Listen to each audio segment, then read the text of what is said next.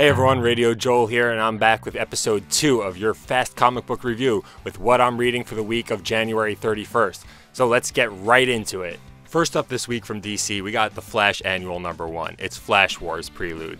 It's basically a Wally West story and how he's getting his life back together after coming out of the time stream.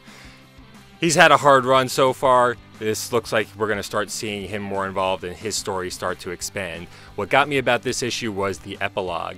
We remember that Iris murdered Eobard Thawne in the future. So now they're investigating that murder in the future, and the Renegades, who are a future cop team mocking the Rogues, going back to fetch Iris for trial. Now the judge who sent them back, we find out on the last page, is Hunter Zolomon. So exciting Wally West story stuff to come involving Zoom, so stay tuned to more Flash. Next up from DC this week, we got Detective Comics Annual #1. It's a Clayface origin story called The Curse of Clayface. This was an emotional story where we really got a look behind the scenes of how he turned into Clayface, how he turned Glory into Clayface, and how he kind of emotionally unraveled around the death of his father. Good story, well written, and I enjoyed it, so go check it out. Next up from DC was their heavy hitter this week, Metal #5. This one was an action-packed issue that leaves things bleak for all of our heroes. We find out what Plastic Man's role is in all of this. We see Batman and Superman in a dark forge. All of our other heroes are being ambushed by Dark Knights, and it ends with Wonder Woman and Hawkgirl going to war with a battle cry. So exciting stuff. There's only 2 chapters left to this story, a side issue, and Metal #6. Definitely check it out. If you're not already involved in this story, go check it out. Next up for DC, The New Age of Heroes, The Silencer #1. I really enjoyed this issue. I really liked our hero, who's both a mother and a wife.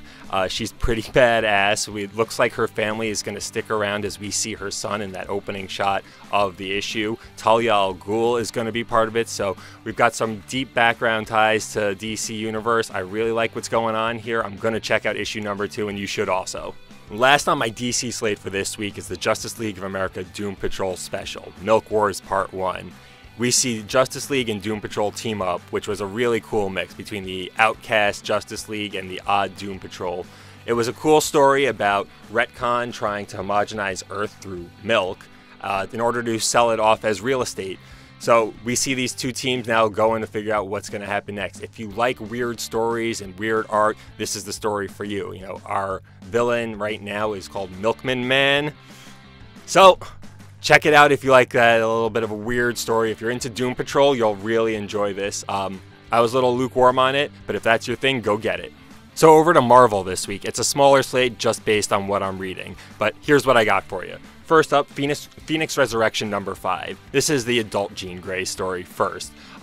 This is the story of Jean Grey going up against the Phoenix, fighting for control of her host body. We last left off with her incubating in this Phoenix egg, and now the Phoenix has pulled out all the stops emotionally to try and get Jean Grey to let her in. Jean Grey wins out and says farewell to the Phoenix. It was a cool story. I really enjoyed it, and this is going to pick up in X-Men Red #1 next week, so stay tuned for that. Next, we move over to Jean Grey 11, End of Psych Wars. This is the story now of young Jean Grey. She looked like she was done for. She was burned up by the Phoenix in 10, but it starts off with her seemingly in hell. She soon figures out that it's the Phoenix white hot room, where pieces of the Phoenix hosts have been left behind.